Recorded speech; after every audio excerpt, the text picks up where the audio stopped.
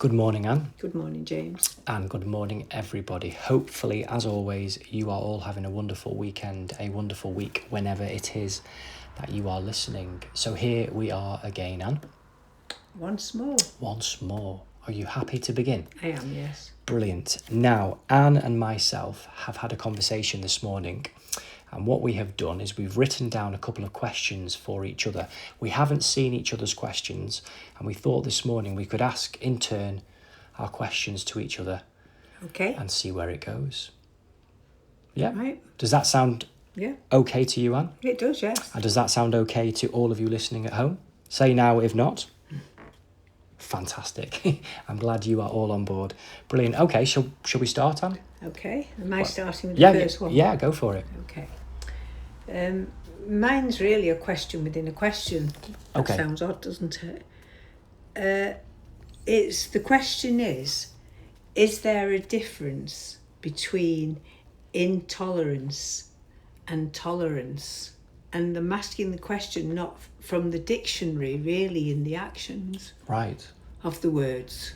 Okay. If that makes sense. I hope so. Probably doesn't. Yeah, I feel so. Is there a difference between tolerance and intolerance? Right. You're asking me to begin with? Okay. To begin with. My initial feelings are there is a difference. It's not easy to say exactly why in actions, but something like tolerance is that which we continue to choose to accept and we feel that we can. And intolerance is the point at which we don't feel we can accept something without it being detrimental in some way. It perturbs us in some way, physically, mentally, emotionally. It causes some problem, irritation. It's unsettling in some way, for whatever reason. Something like that to begin with. I think that's perfect, to be honest. What do you think? I think that's the perfect answer to the way I feel, because I can only relate it to my own children when they were little. Yeah. Is the example I'm giving is okay. That they could be doing something and I'm very tolerant. Yeah. And I have a lot of patience. I do have a lot of patience. Yeah. And they would be doing it and would be repeating the same action. Why? Doing it. Why? Exactly. Why? Yeah. Why?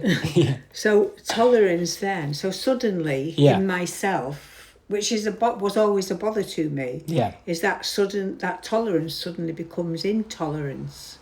So it made me. That's what's made. That's why I've been thinking about. Well, you words. did mention the word patience, which I do feel is intertwined maybe with tolerance. Yes. That we need a level of patience, and there comes a point of which patience flips into impatience, or vice versa, and that also then is the same point of change from tolerance to intolerance. We lose patience, maybe. So maybe, as you're saying that, maybe that can go the other way as well. So the intolerance can become tolerant. If we introduce patience. If we choose to be patient, which is interesting. Yes. This is highly subjective and abstract and I suppose contextual. It's interesting. That's an interesting question. Yeah, I like things that make me think. Yeah, well, it's very open. It's definitely open. So can I have my question now, please? Of course, you may. So the first question that I've written down is this. Is there a politician or public figure at the moment, Anne, that gives you hope for the future? Yes, but they're not in power. Okay. But I think my knowing, not my thinking, knowing is that words are very powerful. Yes. Which is like why I asked the question, because I do like words. Yeah. So the person that I would say for myself is Jeremy Corbyn. Right, okay, Jeremy Corbyn, yeah. Because I followed Jeremy Corbyn for many years before, he became a popular person. Yeah. Because he's attended a lot of rallies and he has very, very strong opinions. He does. But what I've found, which I don't find in other politicians, and I don't know them all, so I'm not being general, I don't know them all. Yeah, don't worry. But what I find in general is that most politicians are not honest. Yeah, go figure. Yeah. Go fish. Yeah. And I've always found him an honest man. Okay. And honesty is very important to me. You Yeah. tell the truth. If you don't tell the truth, don't say anything at all for me. Okay. So that's why I would say he is somebody I would like to be a Prime Minister. He is not a liar. No, definitely not. Okay. And he doesn't need to be liked. Okay. So it's his So that's character. powerful. It's his character Yes. that you really respect. And his words. And his words. And his words, yeah. I can follow a lot of his opinions as well. Yeah. Okay. Okay. Yours? Who would you have? Well, firstly, I generally agree with what you're saying about Jeremy Corbyn. I respect him hugely, and I admire his character and his resilience and his determination, his compassion, his passion, his resolve. And I find that highly admirable and inspiring. And that gives me hope. And I find a lot of the people that resonate, or at least are empathetic and open to listening to Jeremy Corbyn, or at least engaging with the types of conversations that he opens up, are also willing to be hopeful and looking to the future with an air of hope, even though there are many issues that he addresses that need to be addressed that are extremely troubling and upsetting and not good. So that gives me hope. I don't, in specifics, agree with everything he says politically or policy-wise, but I don't wholly disagree either. So there's a great openness there from my side. I am hopeful that Jeremy Corbyn is a good man, and we have a good man in the political sphere. Yes. And he's honourable, honest and good. Yes. And that gives me hope. And lots of young people resonate with him and previously resonated with him, and that gives me great hope as well. I'm very hopeful about that, and I think that's wonderful. Generally speaking, my general first answer for myself would be not really anybody. If I'm completely honest with myself, there isn't. No. I don't feel particularly hopeful with any specific politician or public figure at the moment. None leap out at me, other than obviously picking up upon what you said about Jeremy Corbyn. Not really. Maybe moments and maybe certain instances to do with certain subjects, certain topics, certain themes that people are passionate about, but not really anybody strongly. And in one sense, that's disappointing and upsetting and a bit troubling, to say the least. But I feel it also offers a clean slate. We have no one or nothing to hold on to. So we can look to ourselves. And I have no doubt there are many young women, young men across the world that have a lot to say and a lot to do in this world for the good. And my hope is in them. Mostly my hope is in all of us coming together. So there is a clean slate, a new beginning, a sense of newness in that we can let the old paradigm fall, in that we're not holding on to expectations of something to change that promises change every 4 or 5 years and delivers relatively similar outcomes. We can get out of that rat race, that carrot and stick, and move on to something else, which is a huge unknown. I see hope in that because of there is an enormous amount of possibility in the new. So, yeah. Good. Do you want to hear my next question? Or yes, go for it. yours? Yeah, okay. No, go for it. We'll go back into it. Yeah, so go for it. I've only got 2, so this is my second one. Okay, yep. And it's in the same vein as the one I asked because it's words again. It's not a sentence, it's words. No, that's interesting. And the 2 words that I've got is... The same question, is there a difference between them, is morality and morals. Morality and morals in general lived experience? Yes, in general lived experience. Each person's what our understandings of morals are. Right, okay. And morality, are we moral? Does it cross over? How do people look at it? Well, my initial thoughts, feelings in response off the top of my head are morality is our active applied morals. Yes. So morals is what we say we feel or say we hold or are important. Our level of morality is to the extent that we implement and uphold and live by our morals. Yes.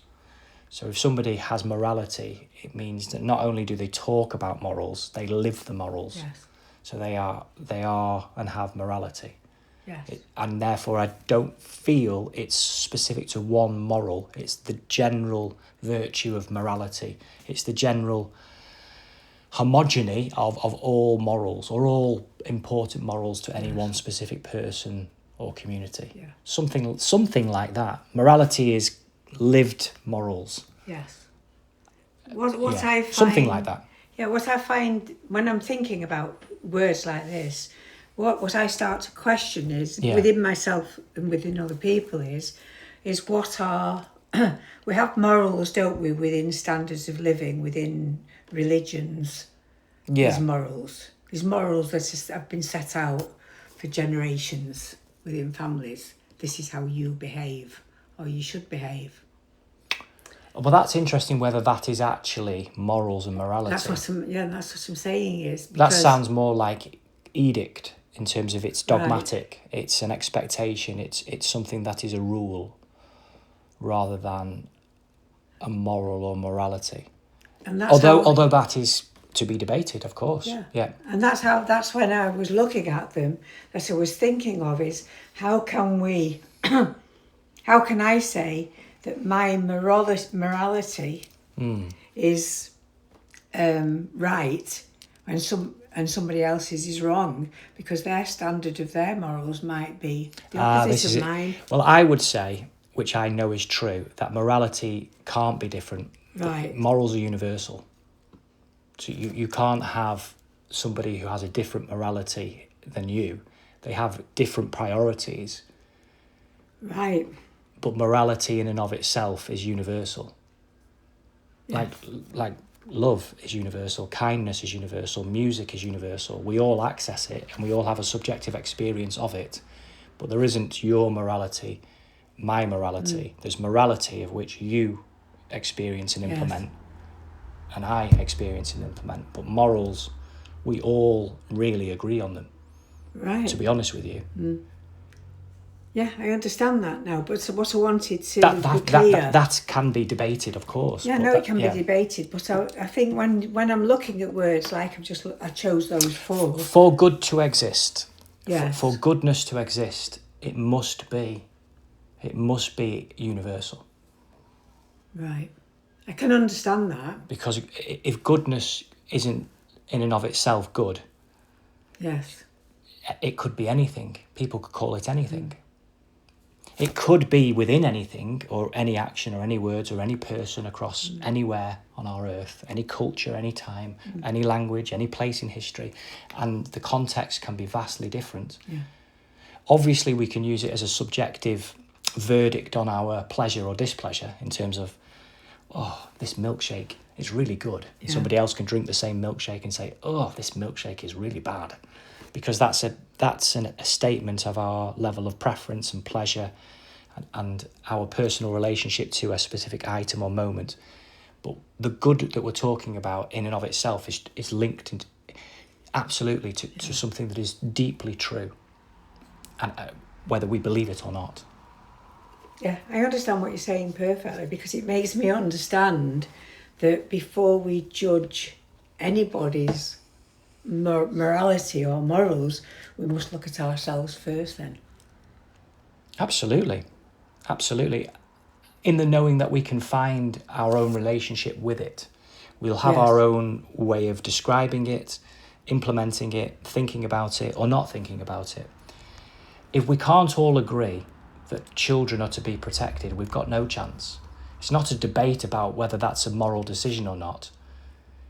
A child to be abused, any child to be abused, goes against morality. It goes against conscience and is an act against goodness. 100%. Wherever you are on planet Earth and whichever point in time on history you are, that is true. Yeah. To argue against it is to lie and goes against truth, and that is anti. The truth is good, and the truth is that in and of itself is true no matter who you are or where you are. It has to therefore exist independent of personal preference. Because somebody can make the case, therefore, that sex with a child, a baby, that's okay.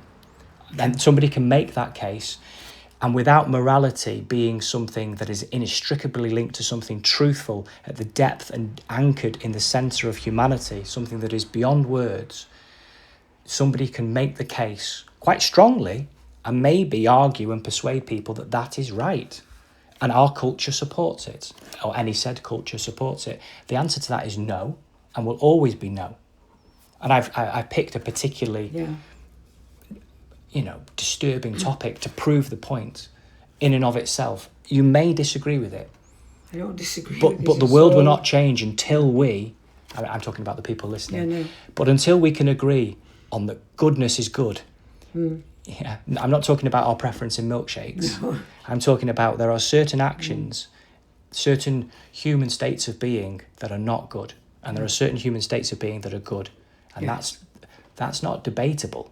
No, It's just whether we choose to live them out or not. exactly. Right, that's a deep one. So my question now. Okay, well, I've got three, so if that... So yeah. Yeah, okay, so my second question to you, which actually follows the question that you put down, Which is interesting. where I feel it can nicely follow anyway. Okay, this is for you, Anne. Is faith important to you, and why? Faith is very important to me. Okay. Without faith, for me, this is me, I'm not expecting anybody to go along with what I say, by the way, is without faith, for me, there is no life Yeah. without faith. Because you have to have faith to know yourself. And for faith, so faith for me is my belief, no, I'm taking that back. My knowing of, and this is me saying this, my knowing of my God is faith. I'm not talking about religion now. I'm talking about my knowing of everything. I have faith.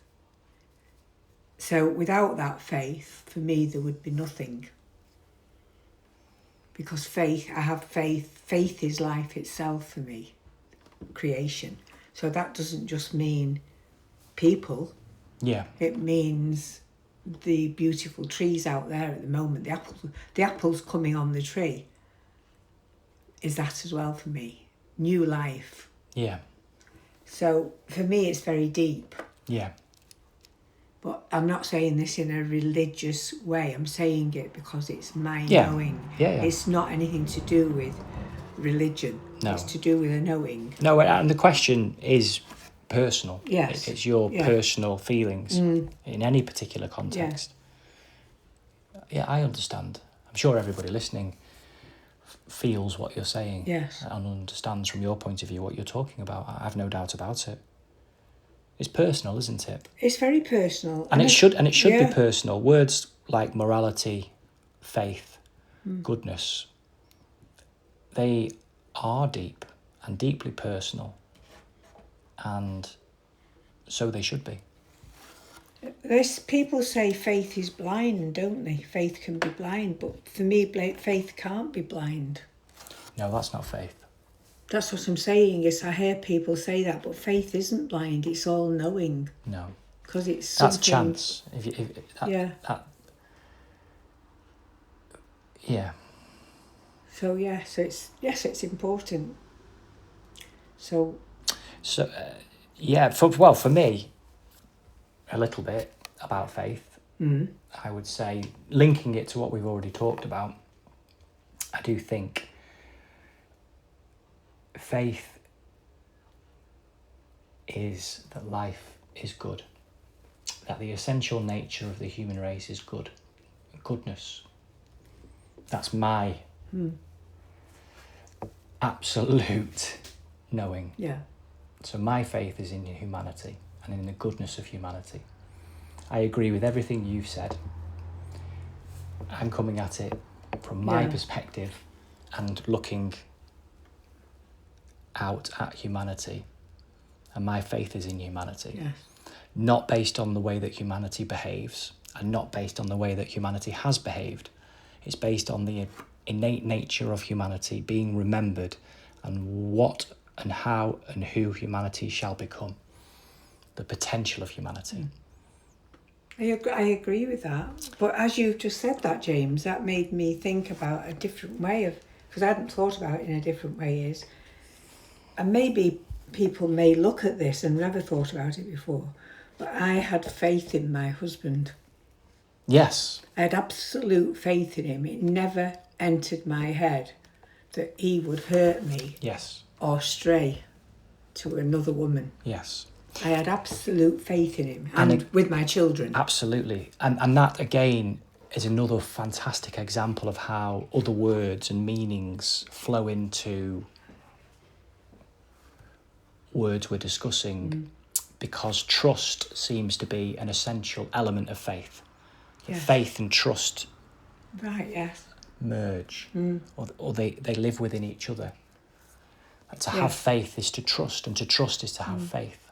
Yeah, and it's not it's not a way I would have said it, to be honest. I think if everybody who meets somebody looks into themselves and they haven't got that, they shouldn't be with that person. That's for me. Yeah. That, because I think we talk about many things nowadays, don't we? Is it will he be loyal? Will he be this? Will she be this? Will she do this? It shouldn't really be a question, should It shouldn't be a question, should it? You should have, if you haven't got 100% faith Yeah. in that person for the upbringing of your children or for yourself, Yeah. and faith's a bit beyond love even, isn't it? Well, in a way. Paradoxically and contradictorily, that's where it becomes almost blind. Yeah. After everything we've just said. Yeah. Yeah. So completely contradicting what we've already said, knowingly, Yeah. it is the faith in what's round the corner, over the hill, the unknown. Yes. That's what I'm talking about. Absolutely. I know it. And Yeah. that life has victory over death, and that love is victorious over misery, Absolutely. and that goodness shall reign, and this earth shall be inherited by such a good humanity, and that's open to everyone. And that is wonderful. Yeah. That really is wonderful. But what we're living through at the moment, I cannot base my faith on that. No. My faith is on, And certainly not on the politicians. what I know, who I know. Yeah. Yeah, absolutely. So the other question. So the final one, Anne, Yeah. is, and this includes us both, so I'll Right. say the question including us both, but you can answer it first. Can we imagine a vision of the future that we can all, we being everyone, that we can all get behind and support? So can we imagine together now a vision for the future that everyone can get behind and support in general terms? Which I suppose pulls everything we've been talking about this morning together, if we choose. I have one vision. I have more than one vision, but one vision for myself, which is unbelievably important. Yeah.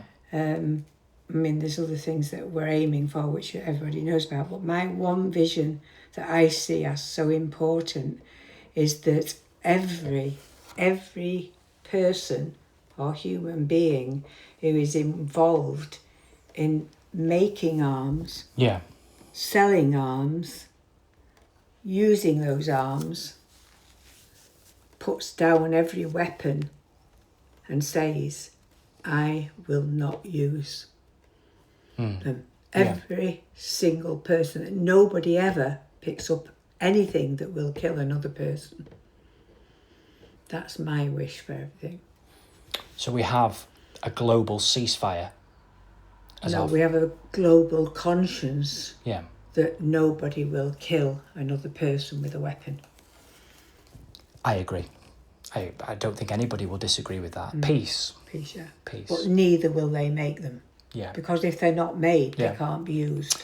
So you are articulating the vision of a world at peace where there is no more war, Yes. attritional war, harmful war, destructive, violent, horrible war, and the possibility of war on that scale Yes. is removed. Absolutely. Because there are no Yes. tanks, planes, bombs, drones, Yes. robots.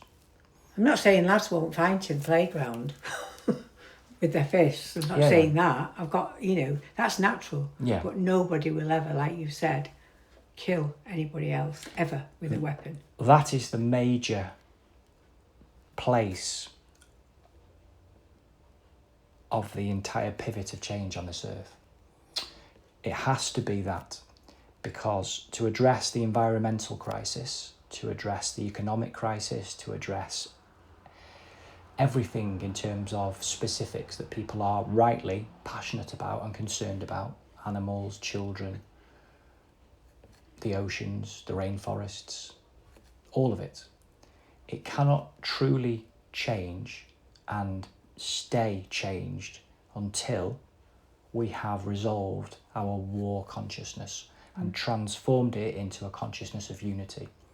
That doesn't mean life is all kumbaya. No. There will be It won't problems. be.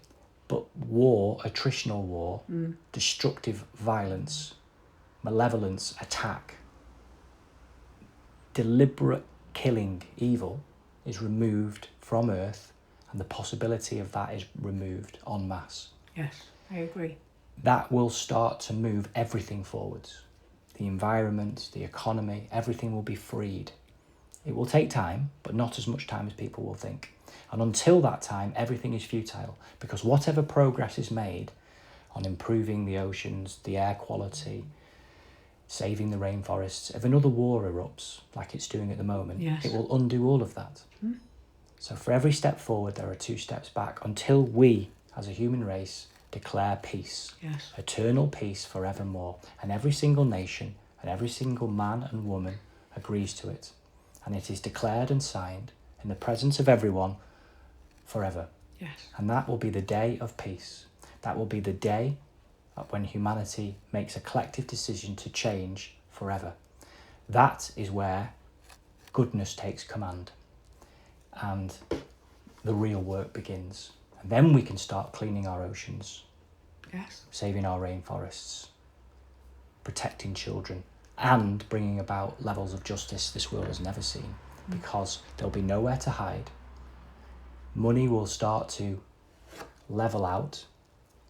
More wealth will start to spread. Consciousness will rise. Celebrations will happen. The world will start to balance out. The world will be transformed. It will take time. And it will take generations for it to truly start to flourish. But it will be instant in the celebrations. It will be instant in how it feels different. And enormous progress can be made. Healing can be done. Life can truly rejoice in the days and weeks and months and years after that point. Yes. Now we need to get to that point before we destroy our environment, our planet, before humanity destroys itself, before such damage is done that it can't be repaired. So that day of peace is not some whimsical, wishy-washy, kumbaya, hippy-dippy idea of the future. I mean it solidly, powerfully now. Every nation on this earth, every man and every woman must decide and declare, and every leader must be on board with it, that war ceases forever. Every weapon of destruction is removed, and everybody works together to disband and dismantle and disperse all of the nuclear energy and waste that will be necessary in doing this process, which is going to be challenging, which will also bring people together, because all of those nuclear weapons and nuclear testing will need to be disbanded and dispersed safely, or as safely as possible. And that's going to require collaboration across culture, across nation, across political divides. So even that in and of itself as a choice brings people together. Yes. And the world will balance itself out. So many people are displaced across our earth because of this, and we need to address that displacement across the whole earth. It's not the answer to every problems in outcome, but it's the answer to every problem in catalyst. It's how we start the process of healing our earth with global peace forevermore. It leaves us free, doesn't it, to solve other problems Yes. once all those weapons have gone. And you know, I know men will say, well, it's my job, it's my living. And lots of them will look at that, so we've got to make them because it's my living. Well, if we return to the first question, or the second question about morality, Yeah. there's not a leg to stand on, is No. there? No. A drug dealer can say, well, it's my living. Yes. Tough. Enough is enough. But the amount of money that will be saved, nobody realises really, because it's not even truth. The amount of money that is wasted on these weapons that is used for different things. They will have different types of jobs of rebuilding and I mean, the amount, you're absolutely right, Anne. Peace And it's not forces. only Earth now. People are, nations are, governments are preparing for space warfare, for interstellar yes. weapons and travel and all kinds of unnecessary destruction. And they're worrying about the oceans and they're not looking what's up there. So I absolutely am on board with what you're talking about in terms of ending war and ending the possibility of war. Yeah. And I see that as a vision with what you're saying, absolutely, as the place of which we can meet all our concerns and say we start from here. Yes. And it includes everybody across our entire home planet, Yes. our Earth. Yeah. And let's choose that Everybody. now. Yes. For us to move towards that, we need to open it up as a possibility. So all of you listening this morning, we're nowhere near that today, but we can get close to it quicker than we think. But we also need to open up the possibility that this can happen, despite everything that's in front of us, and demand it in our thoughts and command it in our actions and speak about it. Yes. Recognizing it won't come about through wishful thinking. It will have to be articulated, demonstrated, commanded by all of us over and over and over and over again. Especially for me, to the women, to the wives of these men or the women who are working in these factories, is give your men or your man or your woman courage to do it Yeah, and support them. yeah, And, get a support network up there. yeah. And we can do it, And women have done it before. Women can encourage men. True. Absolutely true. Yeah. Absolutely true. So please look at it and look at your own men. And, women make good men. So work at it. Brilliant. Good. I think we have come to the end, Anne. Yes. Just enough questions. Yes, that worked out well. Yeah, it did.